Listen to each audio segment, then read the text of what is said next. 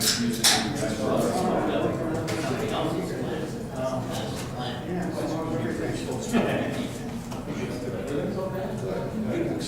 could be anyone.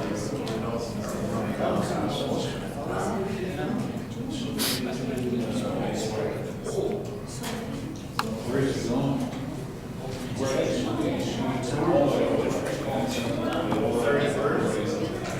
31st?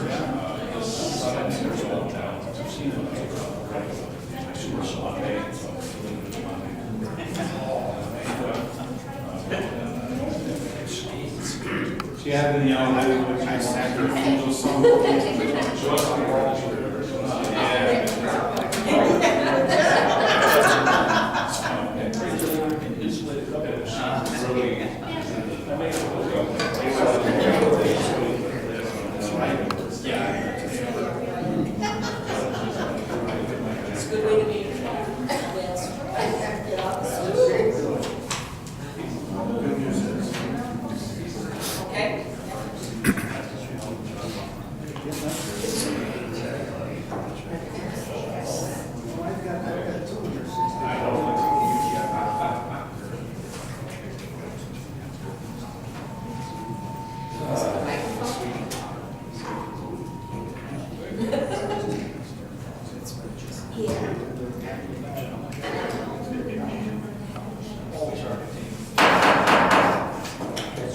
Good evening. The Village of Hainesville regular board meeting will now come to order on Tuesday, March 25th, 2014 at 7:02 p.m.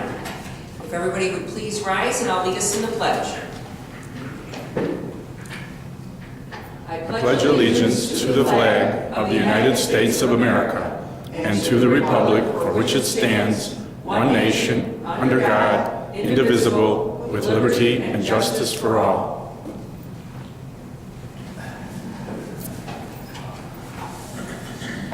Roll call. Mayor Linda Soto. Present. Trustee Darrenowski absent. Trustees Crease. Here. Duberstein. Here. Barrett. Here. Daly. Here. And Walkington. Here. Okay, we do have quorum. I'd like a motion for approval of tonight's agenda, please. So moved. Second. Roll call. Trustees Crease. Aye. Duberstein. Aye. Barrett. Aye. Daly. Aye. And Walkington. Aye. Motion carried. Okay, at this time we take public comments. Did the clerk get any cards turned in? No. No takers, huh? Going, going, gone. Do I have a motion for approval of the omnibus vote agenda, please? So moved. Second. Boy, what a dangerous group here. I just can't put anybody down. Everybody's having coffee, I guess. Roll call. Trustees Crease. Aye. Duberstein. Aye. Barrett. Aye. Daly. Aye. And Walkington. Aye. Motion carried. Okay, we'll move on to reports and communications. Village engineer is on vacation this week with his family for spring break, so we excuse Greg. We have our attorney, Jim Rock. Thank you, Mayor. We have several ordinances to act on tonight that we prepared this month, including changes to the existing solicitation ordinance and a new ordinance that governs the operation of ice cream vendors in the village. Also, over the past several weeks, I've attended several meetings with Mayor Soto and individual residents of Tall Oak to discuss the plans for the conservation easement along Cranberry Lake, and I think by and large they've been productive meetings. That's it. Thank you. Jim, could you either now or more appropriate later when we vote on the new ordinances, give us a brief changes? Sure. If it's okay, I'll do that at the time. That's fine. That's great. Okay, Public Works Superintendent Jeff Gately. Thank you much. I have been feverishly working on a schedule for the summer. I'm going to try and do things a little bit. No pun intended with your recent No pun notice. intended. Got a lot of time. So hopefully he's going to get here one day, so we're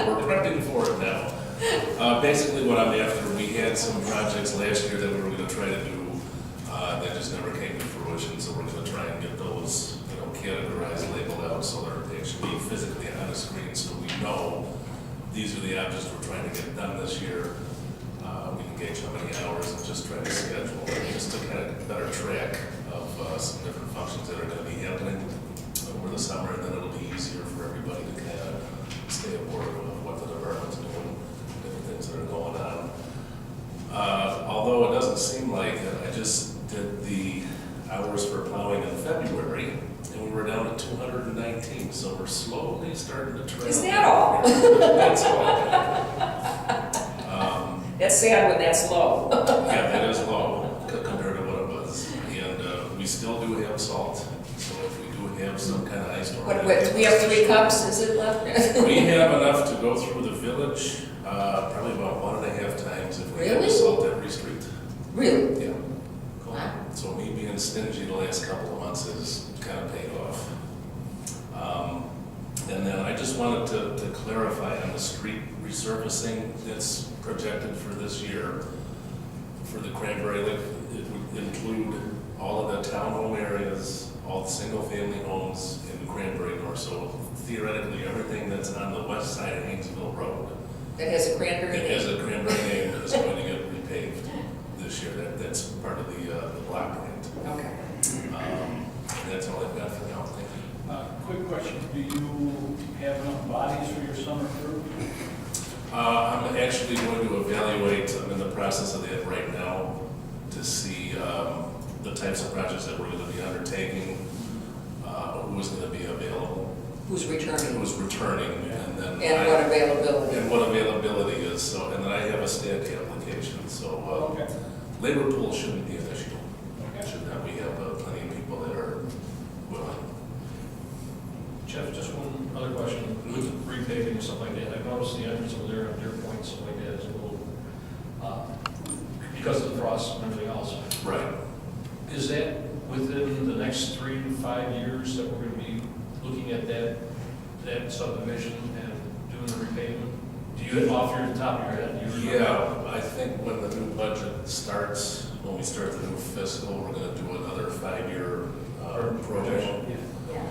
Areas like that, though, I know exactly what you're talking about. Yeah. We're going to evaluate those probably early May, once we get all the frost out of the ground. If there's any areas that have settled that are We'll still do severe, patch so repair. we'll just patch them. So that was the increase that we were looking at within the budget this Right. year. Because we Yes. expect a lot more patch repair Patch for the repair, summer. that's what I was just saying. And remember in the upcoming budget, we threw in the extra $150,000 Right. in case we have additional road repairs. Yeah, right now, we're just going through and hitting the potholes with the cold patch, just as, temporary. And then once we figure out exactly how the streets are gonna settle and what everything's gonna end up being, we'll have a separate item to come out and do all those patches. One And question. that'll be throughout. Another question is, how did Misty Hill how does Misty Hill look after the repaving? Misty Hill looks fantastic. Does it? Okay. And how soon can we get ours pitched? Because we got so much water standing by us. That is gonna be, when the roads are scheduled to be rebuilt, I'm sold that that's the way to do it. Oh, yeah, Even for the plowing operations over the winter time, those streets would just always dry out first. I mean, it's just the way it's sloped.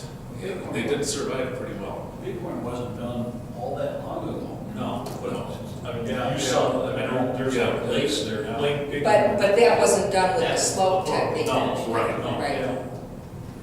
Yeah, it's got a slope downhill towards your house. Center area. I'm on high ground. But no, Misty Hill, it held up very well. And then maybe 1 or 2 little tiny areas where a little hairline crack or what have you, but that's expected. And then certainly that would be addressed this year. Thanks. Okay, and our treasurer is also on vacation this week, so we hope the weather improves for her. Village Clerk Kathy Messler.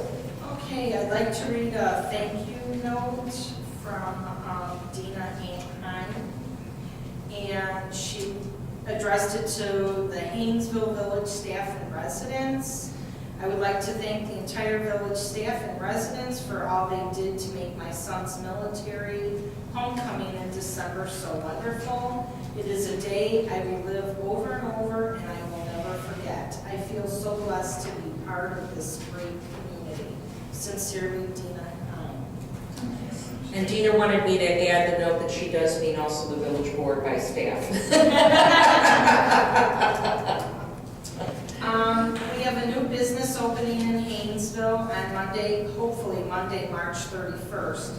Lakemore Dental over next to the Starbucks strip mall.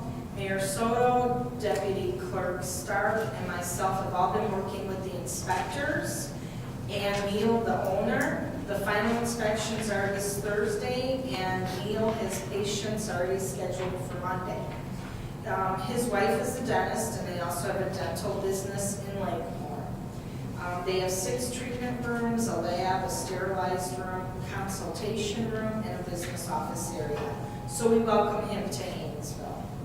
During the identity theft presentation by the Grays Lake Police Department in the summer, I realized that Grays Lake had a shorter soliciting time of 3 months as opposed to our village, which is a year.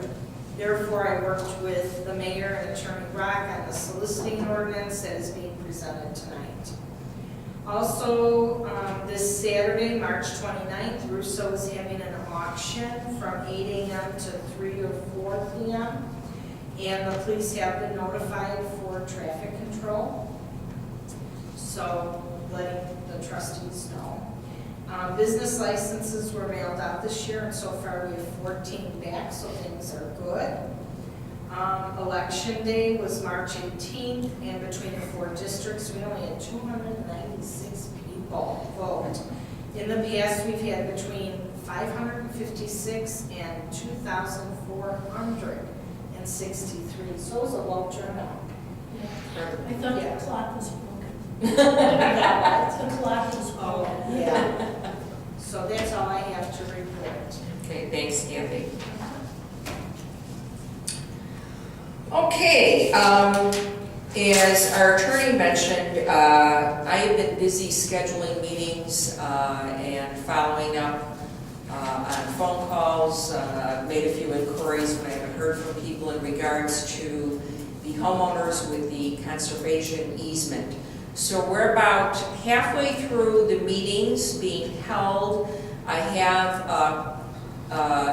one who's very up to speed on the project, and we're simply mailing them the forms, and they're going to drop them off or mail them back to us. After spring break, we'll pick up with a few more appointments. There's 2 residents that Jim and I are discussing how we're going to handle language barriers. So there's a challenge there with 2 residents, but nothing that we feel that we can't handle. We've had Jim Rock at several of the meetings, not all, where there's more in-depth discussion warranted or people have more questions. But overall, I think it's going well. There's some people who are very excited. There's some who were upset initially, but now are embracing the idea or are comfortable with the idea. We still do have 2 homeowners so far that are unhappy. But I still feel that the end result, I think that it really isn't as bad. I think they'll be pleased when it's all done. So we'll hope for the best. Also, last week we had 63 gentle reminder or soft warning letters go out to single-family homeowners that still had their holiday decorations up. We understand that it was a rough winter, and that's why we suspended with warnings, but we sent the letter saying the weather's breaking and that we would revisit this at the end of the month, so it gave them 2 full weekends. So I was very happy when I drove to the Village Hall yesterday morning, because it looks like just about almost all the holiday decorations are down. So we thank the residents for your cooperation. And it's going to be, as it says in our newsletter, it's going to be an interesting spring cleanup. It's been a rough winter. There's a lot of debris and garbage buried in the snow, and now you can see it.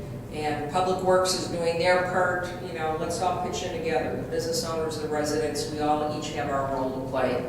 So let's make it a decent looking spring. And we're having a spring cleanup April 26th, which you'll hear more about. I think that's all I'm going to cover for now. I'll give a more extensive report, hopefully have most of these meetings done or at least scheduled on the easement by our April meeting. We'll move on to the standing committees. Finance, Trustee Daly. Most of what is taking place in finance will be covered in the business section tonight with the estimate of revenue, the appropriation and budget discussions. So that's all I have. Okay, Public Works, Trustee Walkington. Not really too much. I've been in contact with Jeff and stuff on some of the projects that we're expecting to do this summer, and that's about all I have for now. Okay. Public Safety, Trustee Crease. Yes, thank you. Thank you, Mayor. We had a meeting tonight, and we discussed the video that was given to us by the Grays Lake Police Department on drunk driving, and one of the that they present actually at the high schools, and we've kind of determined that, you know, it would be kind of redundant. I'm not sure if there would be a lot of people coming to it, so I think we're not going to do the workshop on drunk driving. We're just trying to figure out what we're going to do. And another thing is, last month we asked Kathy to talk to her clerk friends, you know, the little community, and find out how many municipalities actually have an EMA or EMA coordinators, or what they do within their villages and everything else.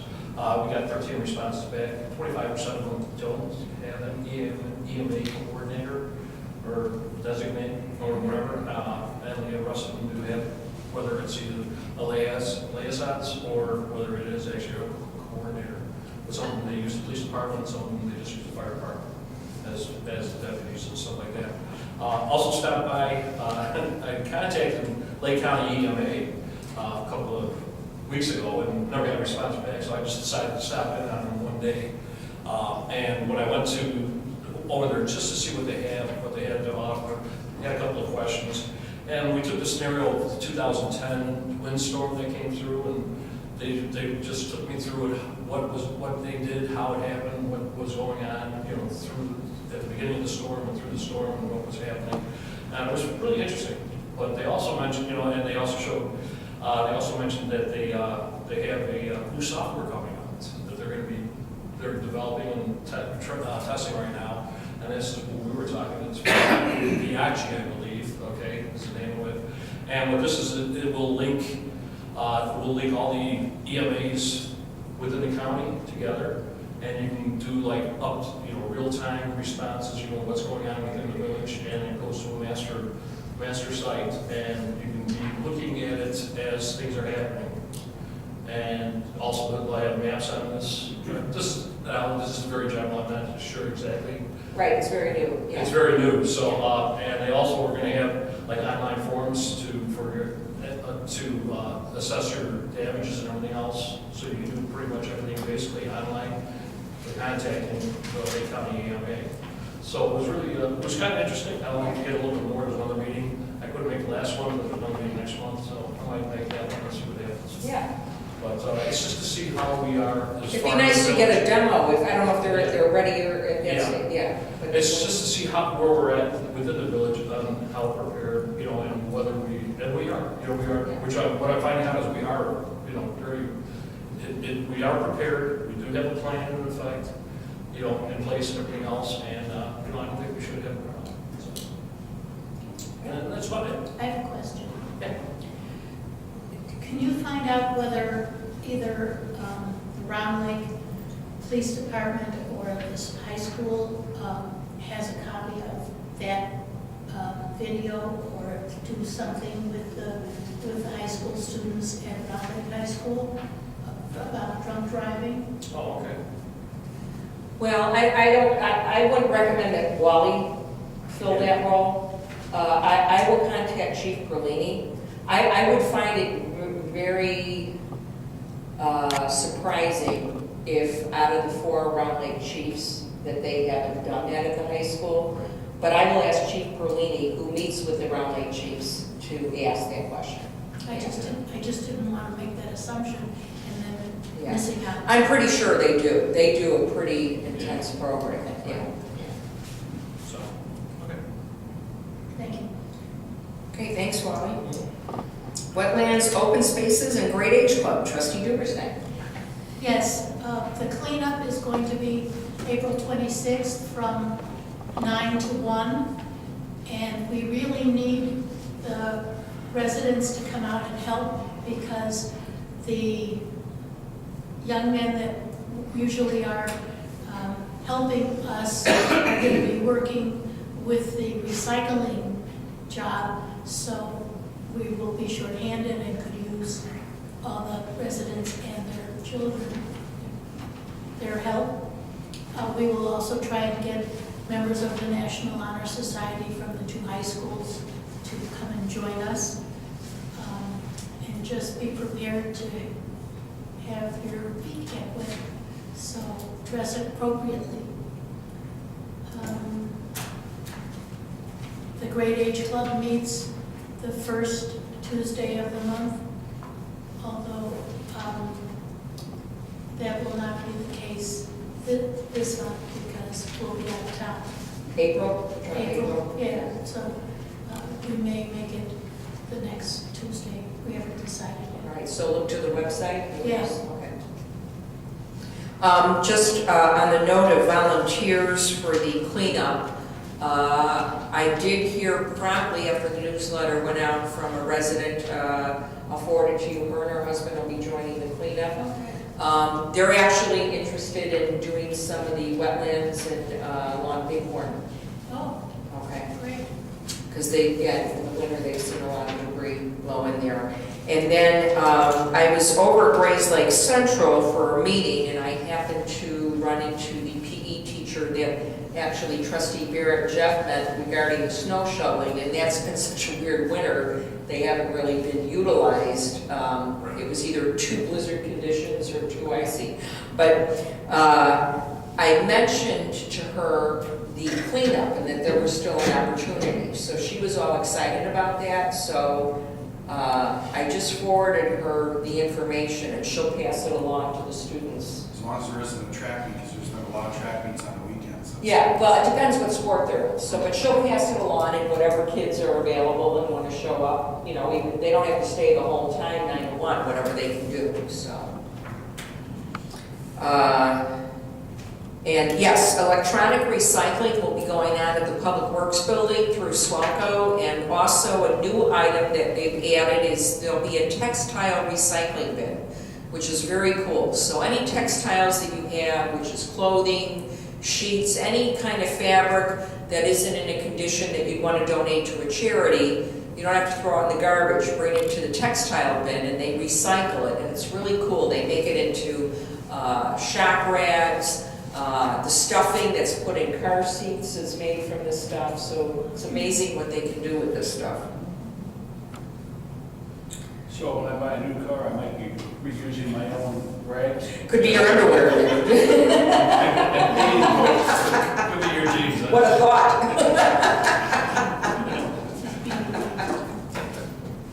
I have a blanket that I got when I was active with Swalco that is made from recycled material, and it's one of the softest blankets I've ever had. Really? Oh, yeah, I keep it in one of the vehicles. I'm not sure where it is now, but it's fantastic. Yeah, that's interesting.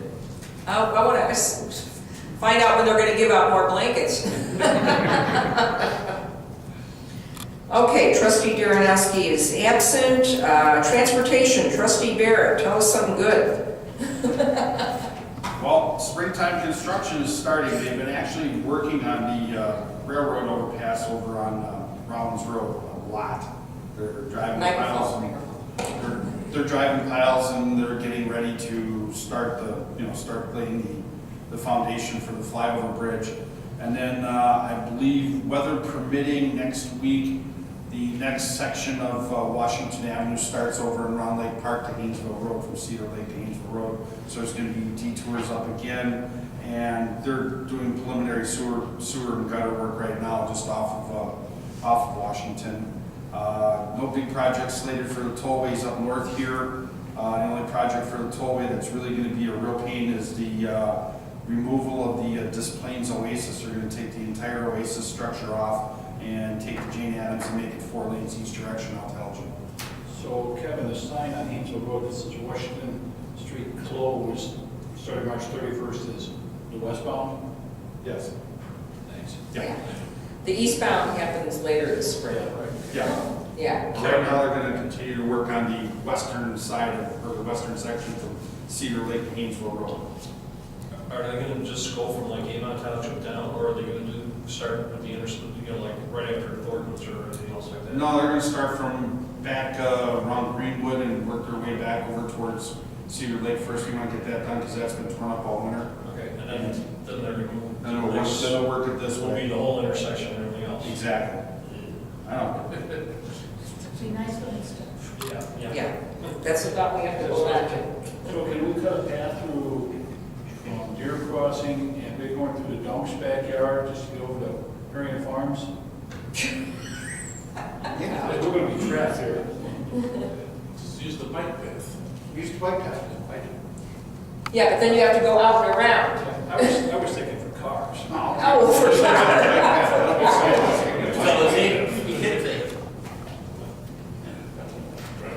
Like I said, a toll gate between my house, between mine and Frank's house, there. We go, run right through the wetlands. Okay, I'm gonna reel you back in because we got more things to do. Anything else on transportation? No, ma'am. Okay. Special events, nothing too new in this area other than the Grays Lake Park District did deliver prints. We've made copies. We've supplied our Colonel Steve Fratt the copy of the park so he can plan the encampment layout. And we're waiting to hear back from him, and we have busy bees researching other facets of it. Where does Steve want to do that? A Union Square Park? Union Square, okay. Yeah. Didn't think it would be big enough for some of the stuff I've seen him do. Yeah, it's going to be a small encampment, but he said, no, we can do a nice small encampment, we can do a small skirmish, we're going to have a small surgical tent and 2 settlers there, so, All right, mad scientists. yeah. Yeah, it's pretty exciting. Let's move on to business. First item up is a motion to approve a joint resolution adopting the Capacity Management Operations and Maintenance, acronym I love, CMOM, program for the Northwest Lake Facilities Planning Area. So in a nutshell, you've heard myself talk about going to the Sewer Advisory Committee meetings, and you've heard Greg Ruin talk about going to the Technical Advisory Committee meetings, and the $1.50 fee that was added to everyone's bill that resides within the Northwest Sewer or Fox Lake treatment area. So this is the result of the Technical Advisory. These are the rules we all play by. That's what this basically is. Do I have a motion for approval?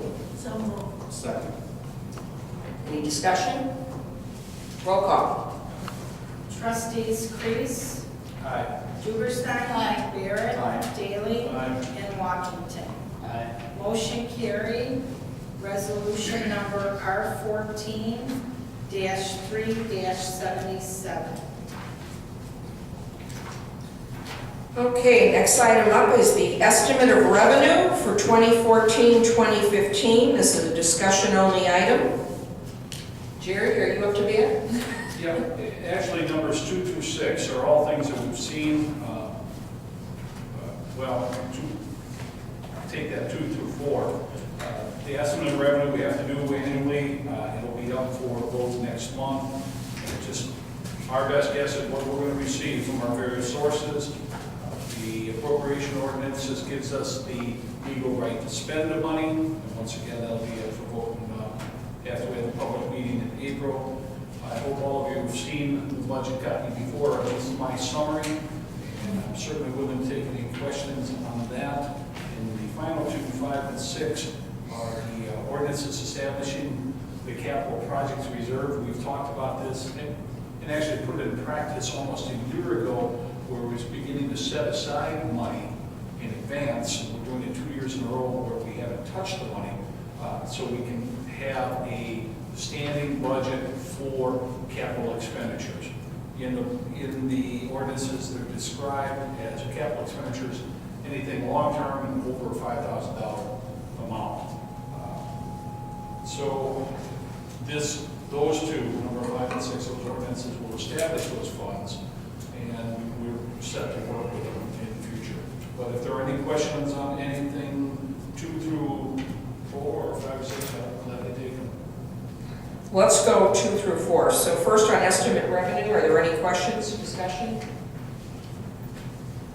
Item 3, appropriation ordinance, any discussion? Budget 2014-2015, any discussion items, questions? Gosh, I do good work. Through finance committee. Boy, you think he was a That's team finance of, committee. you think he was a team of one over there? I stand corrected. Backed by the strong support of the finance committee, we managed to do it again. All right, then let's move down to item 5, which I'm excited about. This is an ordinance establishing a capital project reserve fund and authorizing a transfer of funds to the capital projects reserve fund, the Village of Hainesville. We have a motion. So moved. Second. Roll call. Trustees Kreese, Aye. Duberstein, Aye. Barrett, Aye. Daley, Aye. and Walkington. Aye. Motion carried. I want to go back to the CMON resolution. The ending number should be 76, not 77. I apologize. Okay, 76 turn votes. Yes. And then this ordinance number is 14-3-185. Something's really zinging there. That did it. Too close to the water. Yes. Okay, next batter up, number 6, an ordinance establishing a water and sewer capital reserve fund and authorizing a transfer of funds to the water and sewer capital reserve fund of the Village of Hainesville. Do we have a motion? Question. Wait, let's have a motion and then we'll go to... Second. All right, discussion. Should those two, should there be separate funds for water and sewer? Under the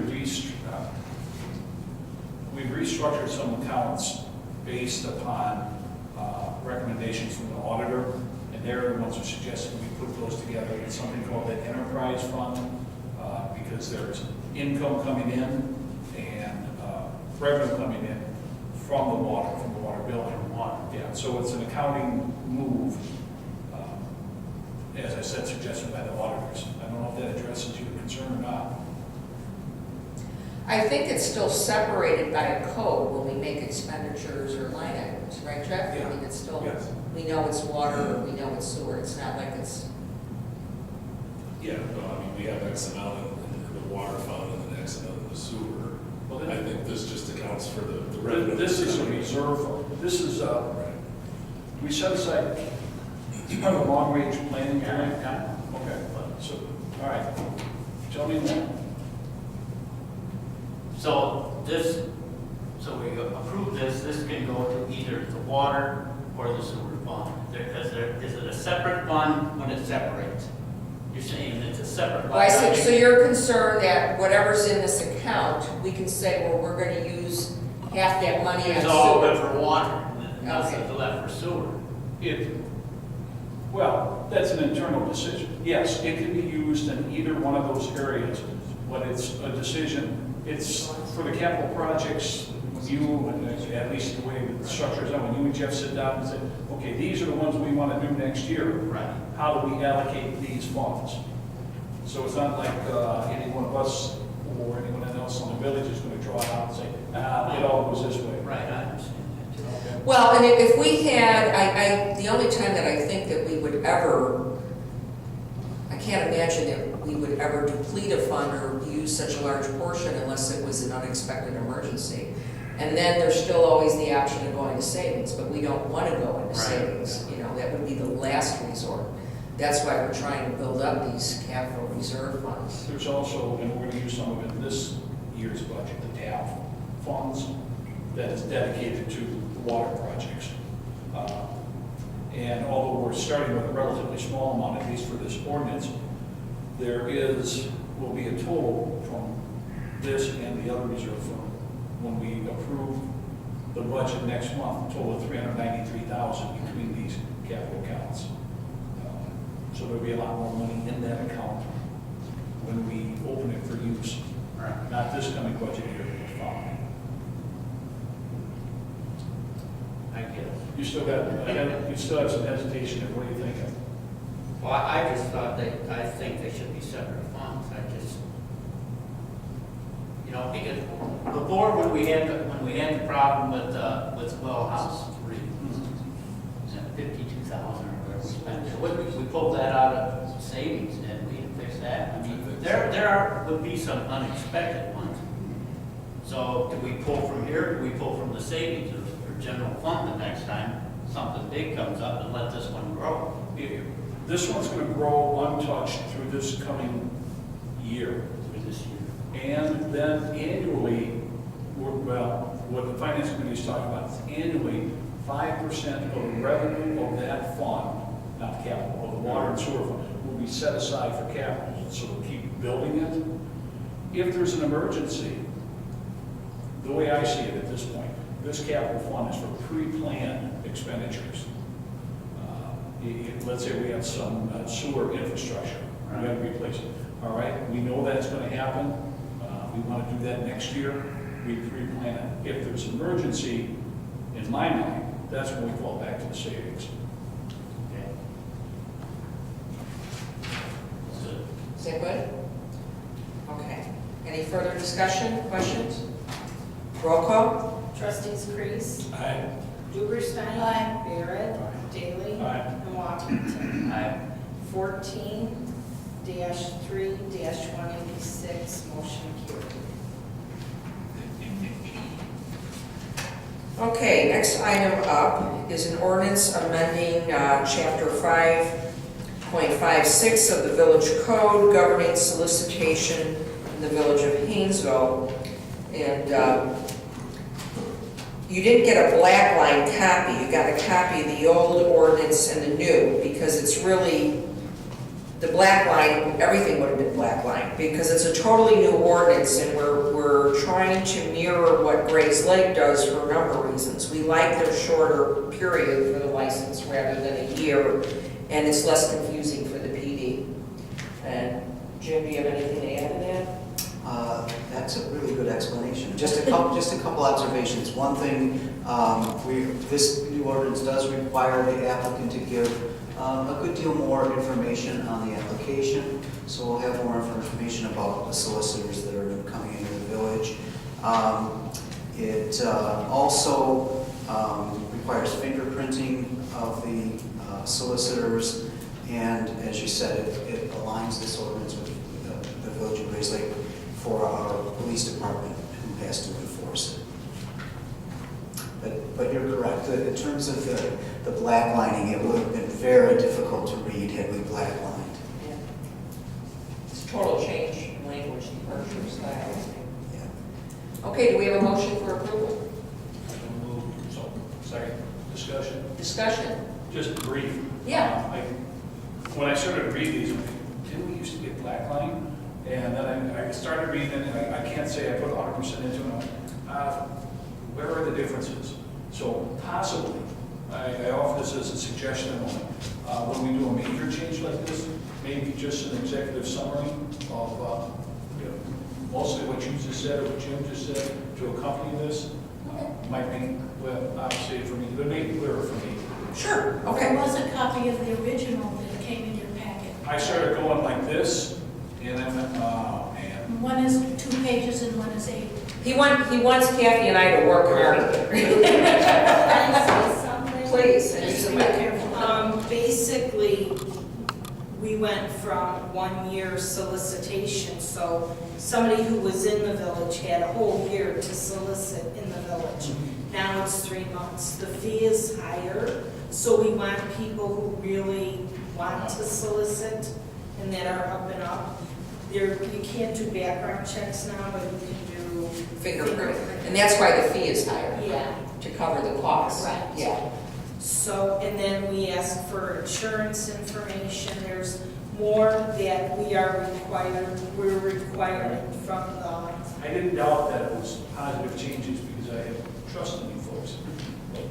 And maybe I was just being lazy, but that was my thought. yeah. Okay, fair enough. Okay, so, we're ready for a roll call?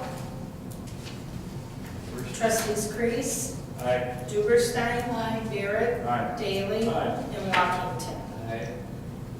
Motion carried, ordinance number 14-3-187. Okay, next item is an ordinance amending Title V of the Village Code and creating Chapter 5.58, governing the licensing of ice cream vendors in the Village of Hainesville. Jim, if you want to jump in, because this is a newbie. Yeah, this is brand new. We did not have a separate solicitation ordinance governing ice cream vendors, so this is all new. It's similar to what the Grays Lake ordinance says, but it was developed with the requirements that the Village of Hainesville had in mind as well.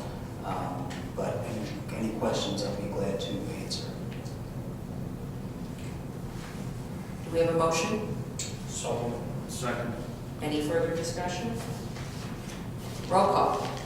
Trustees Crease, aye. Duberstein, Barrett, Aye. Daley, Aye. and Washington. Aye. Motion carried, ordinance number 14-3-188.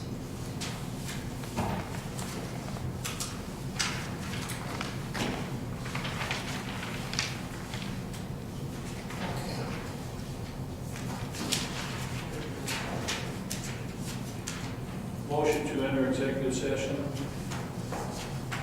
At 7:43. Second. Do we have to state the purpose?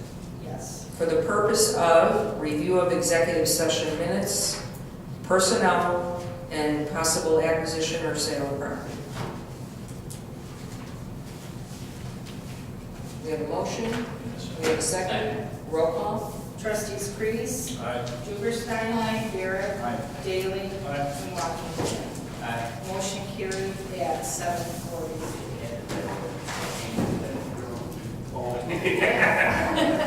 No music. As soon as we sign. Silence.